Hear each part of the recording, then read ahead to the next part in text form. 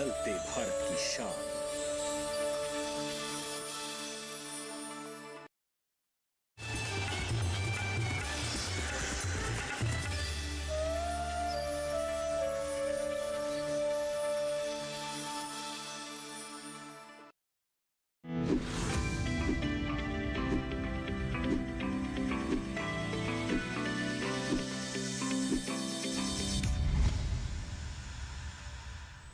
नमस्कार।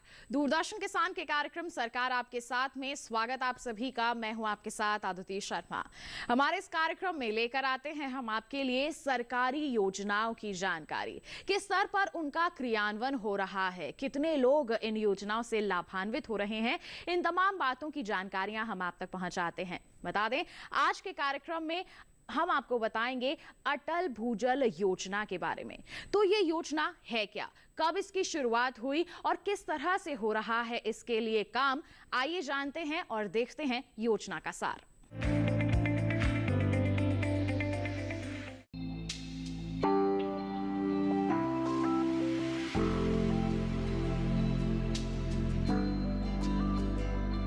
जल के बिना जीवन की कल्पना भी नहीं की जा सकती।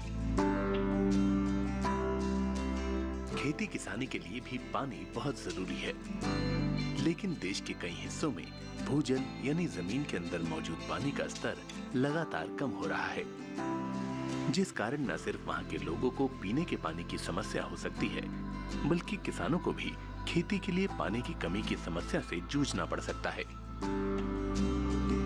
हालांकि घटते भूजल स्तर को सुधारने की दिशा में सरकार लगातार प्रयास कर रही है।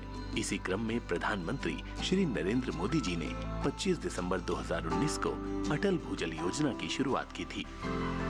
अटल भूजल योजना को अटल जल के नाम से भी जाना जाता है। ऐसे समय में जब देश के कुछ राज्यों में भूजल स्तर घट रहा है, तो भूमिगत जल में सुधार लाने के लिए अटल भूजल योजना एक बेहतर प्रयास साबित हो रही है। पानी की समस्या से निपटने के लिए शुरू की गई अटल भूजल योजना पर 5 सालों में 6,000 करोड़ रुपए खर्च होंगे, जिसमें से 50% यानी 3,000 करोड़ रुपए वर्ल्ड बैंक से ऋण के रूप में हैं और बाकी 50% यानी 3,000 करोड़ रुपए की बजटीय मदद केंद्र सरकार करेगी। राज्यों को केंद्रीय मदद अनुदान के रूप में दी जाएगी, यानी राज्यों पर इस योजना का वित्तीय बोझ नहीं पड़ेगा। अटल भूजल योजना 5 सालों की अवधि यानी 2020-21 से 2024-25 में लागू की गई है। इस योजना का मकसद देश के उन इलाकों में भूजल के स्तर को ऊपर उठाना है जिन इलाकों में भूजल का स्तर काफी नीचे चला गया है। इन राज्यों में गुजरात, हरियाणा, कर्नाटक, मध्य प्रदेश, महाराष्ट्र, राजस्थान और उत्तर प्रदेश शामिल हैं। अटल भूजल योजना के अंतर्गत इन 7 राज्यों के 78 जिलों में 8,350 गांवों को फायदा मिलेगा।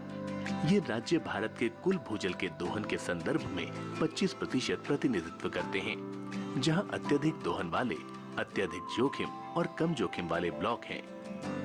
अटल भूजल योजना का उद्देश्य भूजल प्रबंधन को बढ़ावा देना और किसानों की आय को दोगुना करना है। योजना के तहत सरकार खेती के लिए पर्याप्त मात्रा में जल भंडारण करना चाहती है। भूजल योजना का क्रियान्वयन जल संसाधन, नदी विकास और गंगा संरक्षण विभाग, जल शक्ति मंत्रालय द्वारा किया जा रहा है। अटल भूजल योजना में एक प्रावधान किया गया है जिसके तहत अच्छा काम करने वाली ग्राम पंचायतों को ज्यादा आवंटन दिया जाएगा। योजना के तहत राज्यों को अनुदान के रूप में मदद दी जाएगी। इतना ही नहीं, सरकार की ओर से जल सुधार के लिए जागरूकता अभियान भी चलाए जाएंगे।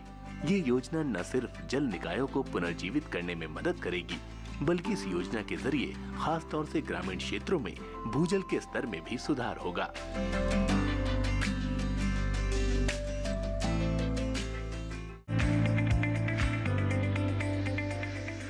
तो ये था योजना का सार। इसी के साथ आपको बताएं, कार्यक्रम में वक्त हो चला है एक छोटे से ब्रेक का। आपका ही मत जाइए, बने रहिए दूरदर्शन किसान पर और देखते रहिए कार्यक्रम सरकार आपके साथ। नमस्कार, उपज में आपका स्वागत है। हम आपके लिए लाए हैं एक ऐसा खेती किसानी ऐप जिससे आप घंटों का काम मिनटों में कर सकते हैं। साथ ही सीधा कृषि विशेषज्ञों के साथ जुड़कर अपनी सभी समस्याओं का समाधान पा सकते हैं। उपज तकनीकी खेती के साथ आपके लिए लाया है मिट्टी की जांच, जिससे आप जान सकते हैं मिट्टी में उर्वरक की सही मात्रा। फसल बीमा योजना, जो आपकी फसलों को रखे सुरक्षित। अब घर बैठे करें सैटेलाइट के माध्यम से खेत की निगरानी। इतना ही नहीं, अब आप कृषि विशेषज्ञों के साथ निशुल्क चैट व कॉल भी कर सकते हैं, और ये सब केवल एक ऐप में। उपज, किसान का सुपर ऐप।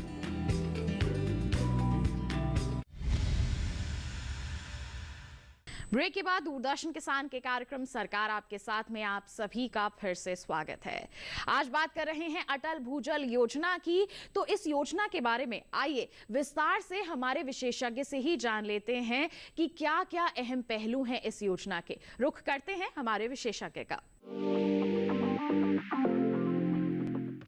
आज के हमारे इस कार्यक्रम में हम बात कर रहे हैं अटल भूजल योजना की। तो हमारे साथ हमारे विशेषज्ञ उपस्थित हैं, उनसे हम विस्तार से जानेंगे कि जब से शुरुआत हुई है तब से लेकर अब तक किस तरह का क्रियान्वयन हुआ है और आगे की योजनाएं क्या है। हमारे साथ उपस्थित हैं अटल भूजल योजना के निदेशक डॉक्टर उमेश एस बालपांडे जी। डॉक्टर उमेश, बहुत बहुत स्वागत है आपका कार्यक्रम सरकार आपके साथ में। तो आज हम चर्चा करने वाले हैं अटल भूजल योजना की। शुरुआत हुए काफी समय हो चुका है, लेकिन फिर भी आपसे जानना चाहेंगे, बहुत सारे लोग हैं जिसके बारे में जानते नहीं हैं, कब हुई इसकी शुरुआत और क्या उद्देश्य रहा था इसके पीछे। मैं आपको बताना चाहूँगा, अटल भूजल योजना एक 5 वर्षीय सेंट्रल सेक्टर स्कीम है जो 2020-21 से लेकर 2024-25 तक चल रही है। 5 साल की स्कीम है और इस योजना का शुभारंभ जो था भारत रत्न श्री अटल बिहारी वाजपेयी जी के जन्मदिन पे 25 दिसंबर 2019 को इस योजना का शुभारंभ किया था और इसका जो इम्प्लीमेंटेशन है वो 1 अप्रैल 2020 से चालू हुआ। योजना का अभी ये 4था साल है और पिछले 3 साल में काफ़ी सारी गतिविधियाँ इस अटल भूजल योजना के माध्यम से की गई। इस योजना में टोटल 7 राज्य है, 80 जिले हैं, 229 ब्लॉक्स है और 8220 ग्राम पंचायतें हैं। इन ग्राम पंचायतों में अटल भूजल योजना इम्प्लीमेंट की जा रही है। अब पिछले 3 साल में जब हम देखते हैं भूजल को, जब हम देखते हैं तो आम तौर पर हम ये देखते हैं कि जो सरफेस वाटर होता है, ज़मीन के ऊपर में जो पानी होता है वो हमेशा हमें दिखता है, लेकिन जो भूजल है क्योंकि वो ज़मीन के नीचे है तो हमें वो दिखता नहीं है। तो इसलिए हमें ऐसा लगता है कि जो भूजल है वो हमारे लिए हमेशा उपलब्ध है और हर कहीं पे उपलब्ध है, लेकिन ऐसा नहीं है। भूजल क्योंकि एक सीमित मात्रा में हमारे पास में अवेलेबल है, तो हमें ये समझना चाहिए कि हमारे पास में कितना पानी अवेलेबल है और फ्यूचर में हम उसको किस तरह से यूज़ कर सके ताकि हमें कभी भी पानी की समस्या कभी भी हमें ना हो। मैं आपको बताना चाहूँगा, आज के तारीख में देश में करीब 62% ऑफ इरिगेशन जो है वो ग्राउंड वाटर से होता है। रूरल एरियाज़ में करीब 85% जो पानी है वो भूजल के माध्यम से रूरल ड्रिंकिंग वाटर सप्लाई में यूज़ होता है और करीब 50% पानी जो है अर्बन वाटर सप्लाई स्कीम्स में यूज़ होता है। तो ग्राउंड वाटर का रोल यहाँ पे काफ़ी महत्वपूर्ण होता है। बिल्कुल। तो जैसे आपने कहा कि भूजल को बढ़ाने के लिए, हम कहें कि बचाव करने के लिए इस योजना की शुरुआत हुई है। 3 साल हो चुके हैं, 7 राज्यों में शुरुआत हुई थी और आज लगभग 8000 से भी ज़्यादा ग्राम पंचायतें इससे जुड़ी हुई हैं। तो अभी तक इन 3 सालों में आपने किस तरह के कदम उठाए हैं, किस तरह से प्रचार प्रसार किया है कि लोग इसके प्रति जागरूक हुए हैं?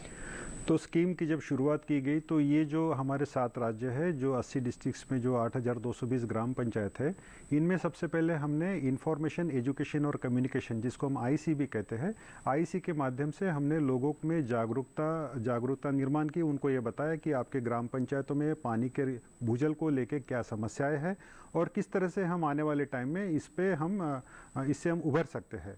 तो आईसी एक्टिविटीज़ में हमने जैसे नुक्कड़ नाटक हो गए या लीफलेट्स हो गए या ब्रोशर्स हो गए या स्कूल्स में कुछ हमने अवेयरनेस प्रोग्राम्स किए। तो डिफरेंट टाइप के हमने आईसी प्रोग्राम्स करके सबसे पहले तो हम लोगों ने इन ग्राम पंचायतों में अवेयरनेस प्रोग्राम्स किया ताकि उनको बताया कि अटल भूजल योजना से किस तरह से ग्राम पंचायत का जो एक नक्शा है वो हम बदल सकते हैं। और अटल भूजल योजना में ऐसी ग्राम पंचायतें हैं जहाँ पे बेसिकली भूजल को लेके काफ़ी वहाँ पे समस्या है, इन द सेंस भूजल की मात्रा वहाँ पे कमी है। तो कैसे हम वाटर डिफिशिएंट जो हमारी ये ग्राम पंचायत है उनको कैसे हम वाटर इफिशिएंट बना सकते हैं। तो सबसे पहले आईसी एक्टिविटीज़, जितने भी आईसी एक्टिविटीज़ है वो हमने वहाँ पे की और उसके बाद में धीरे धीरे फिर हम लोगों ने वाटर सिक्योरिटी प्लान बनाने का काम चालू किया। वाटर सिक्योरिटी प्लान ग्राम पंचायत लेवल पे एक प्लान है जो बेसिकली ग्राम पंचायत के ही लोग मिल के बनाते हैं। और इसमें जो हमने अटल भूजल योजना में एक डिस्ट्रिक्ट इम्प्लीमेंटेशन पार्टनर जो बेसिकली एनजीओज है, ये एनजीओज वो लोग हैं जो ग्राम पंचायत लेवल पे काम कर रहे हैं, लोगों से जुड़े हुए हैं और उनके भाषा से काफ़ी परिपक्व है, वो समझते हैं। तो ग्राम पंचायत के जो लोग हैं वो भी डीआईपी जो है, ये जो बेसिकली डिस्ट्रिक्ट इम्प्लीमेंटेशन पार्टनर्स है, इनके साथ में काफ़ी मेल उनको समझ सकते हैं, मतलब उनको एक अपनापन सा लगेगा। तो ये डीआईपीज ने बेसिकली ग्राम पंचायत के लेवल पे अवेयरनेस प्रोग्राम्स करके उन लोगों को समझा कि आपके वाटर सिक्योरिटी प्लान कैसे बनने हैं, और उसके बाद में लोग इसमें जुड़ते गए, लोगों ने वाटर सिक्योरिटी प्लान बनाए। इसके दौरान बहुत सारा प्रोक्योरमेंट भी हुआ, जैसे हर एक ग्राम पंचायत में एक पीजोमीटर लगाया गया, जिसका काम है बेसिकली कि ग्राम पंचायतों में पानी भूजल का स्तर क्या है, कैसे हम उसको नापेंगे। इसके अलावा ग्राम पंचायतों में जो वेल्स है, चाहे डग वेल्स हो या बोरवेल्स हो, उसमें भी वाटर लेवल का रिकॉर्ड किया गया कि कितना स्तर पानी का है। उसके बाद में हर ग्राम पंचायत में जैसे पीजोमीटर बनाए गए, और इन पीजोमीटर पे एक इंस्ट्रूमेंट लगाए गए जिसको DWLR कहते हैं, डिजिटल वाटर लेवल रिकॉर्डर। तो इनका काम ये होता है कि कंटिन्यूस ये मॉनिटर करते रहते हैं कि आपका पानी का भूजल का जो स्तर है कैसे, कितना नीचे जा रहा है, कितना ऊपर आ रहा है। उसके बाद में हर ग्राम पंचायतों में एक वाटर टेस्टिंग किट दिया गया, तो जिसके माध्यम से ग्राम पंचायत के लोग अपने ग्राम पंचायत में जो पानी के जो सोर्सेस है, जहाँ से वो पानी पीते हैं, उस पानी की गुणवत्ता क्या है, क्या उसमें फ्लोराइड ज़्यादा है, क्या उसमें आयरन ज़्यादा है, तो डिफरेंट जो पैरामीटर्स है पानी की गुणवत्ता को लेके उसको वो जांच सकते हैं।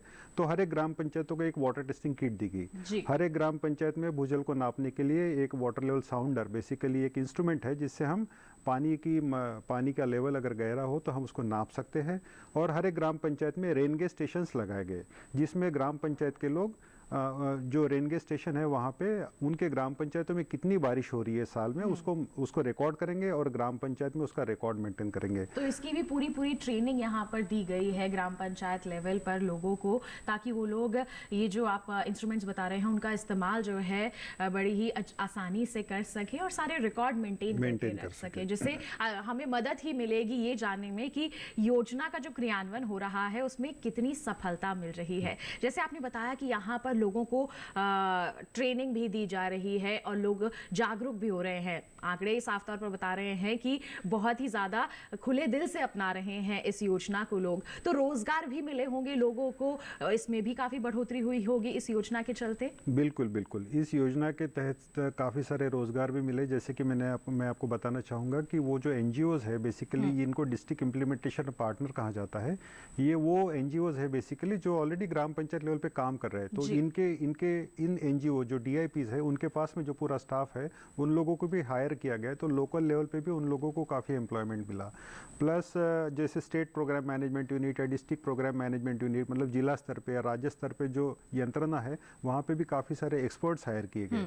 तो इन एक्सपर्ट्स का काम है कि ग्राम पंचायत को एक टेक्निकल नॉलेज प्रदान करें, उनको नॉलेज प्रदान करके जो वाटर सिक्योरिटी प्लान ग्राम पंचायत लेवल पे बने हैं उसका किस तरह से प्लानिंग हो, किस तरह से, उसके बारे में उन लोगों को बताया गया।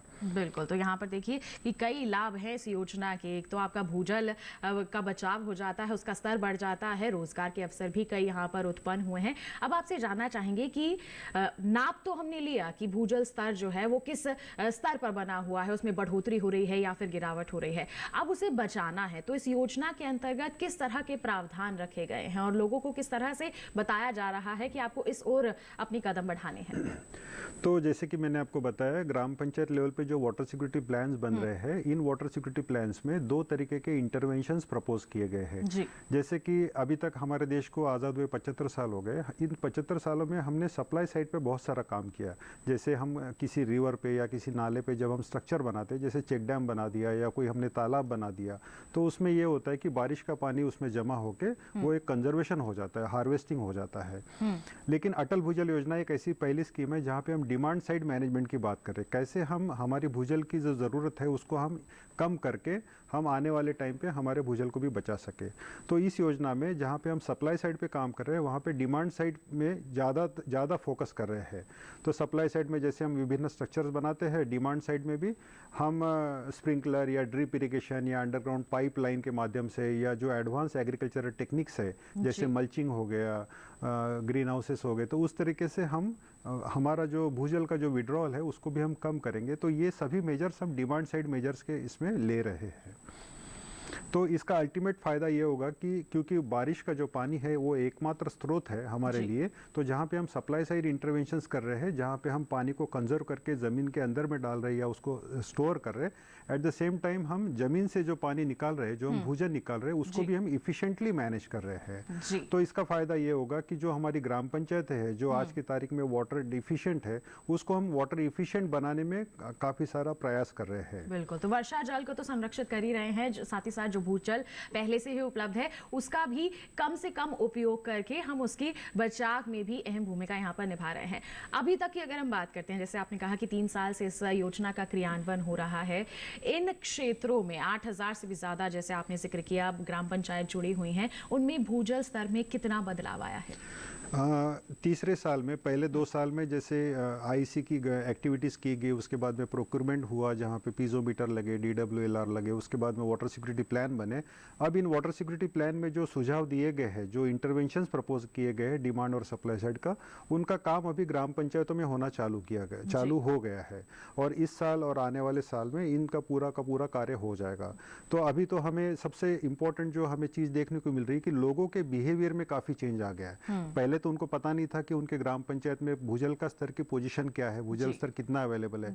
अब क्योंकि उनको पता चल गया है, तो वो लोग अपने भूजल को लेके काफी अवेयर है, और उनके ग्राम पंचायत में कितना पानी उनके लिए अवेलेबल है, तो वो जानने के बाद में उनमें एक बिहेवियर चेंज आ रहा है कि अभी अगर हम कुछ प्रयास नहीं करेंगे तो आने वाले टाइम में हमारी आने वाली जो पीढ़ियां है उसके लिए हम पानी ज़्यादा से ज़्यादा रख नहीं पाएंगे। तो उसके लिए उनका बिहेवियरल एक चेंज आ रहा है उनमें।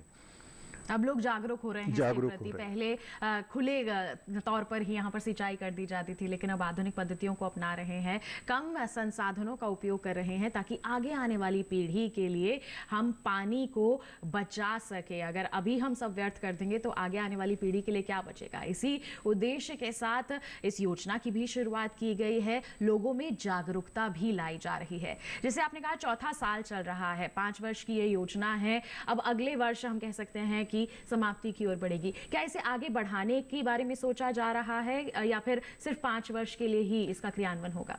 अटल भूजल योजना भारत में एक पायलट प्रोजेक्ट के तौर पे इम्प्लीमेंटेशन इसका स्टार्ट हुआ था, और 2017 में सेंट्रल ग्राउंड वाटर बोर्ड का एक जो रिपोर्ट आया था, उसमें कुछ ऐसे तालुकास थे जिनको हम ब्लॉक्स कहते हैं, तालुकास, जो बेसिकली ओवर एक्सप्लॉइटेड या क्रिटिकल, मतलब डार्क जोन में थे, जहाँ पे भूजल का स्तर काफी गिर गया था। तो हमने बेसिकली, क्योंकि ये पायलट प्रोजेक्ट था, तो वहाँ पे हमने 7 राज्यों का चयन किया गया था। बट मुझे लगता है कि ये जो मॉडल है अटल भूजल योजना का, जहाँ पे हम ग्राम पंचायत के लोगों को ये सुनिश्चित कर रहे हैं कि वो अपने लेवल पे एक प्लान बना के आने वाले टाइम में अपने ग्राम पंचायत का जो वाटर रिसोर्स है उसको अपन मैनेज करें, तो ये स्कीम आगे भी दूसरे ग्राम पंचायतों के लिए या दूसरे राज्यों के लिए भी एक मॉडल साबित हो सकती है, ताकि दूसरे राज्य भी उसको तो जैसे अभी इसमें 7 राज्यों को ही शामिल किया गया है, अनुमान हम ये लगा सकते हैं कि आगे इसमें और भी राज्यों को जोड़ा जाएगा, जहां पर भूजल स्तर काफी कम बना हुआ है, उसमें भी सुधार के लिए यहाँ पर कदम उठाए जाएंगे। बिल्कुल बिल्कुल बिल्कुल।